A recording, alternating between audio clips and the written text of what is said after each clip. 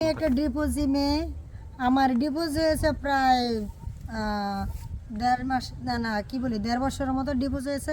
এখন আমি নতুন করে একটা বিয়ে করতে চাই, আসলে বলতে আমার ডিপোজ হয়েছে কারণ হলো যা আমার জামাই পরকীয়া করে।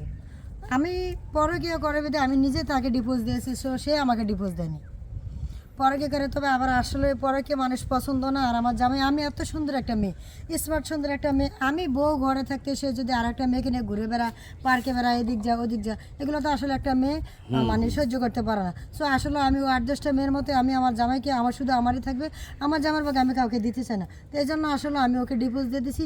এখন আমি একটা ভালো মানের মানুষ চাই যে শুধু আমার একান্তই আমার থাকবো। আচ্ছা, তো তারপর আপনার সাথে যোগাযোগ করবে কিভাবে? যোগাযোগ কী করে?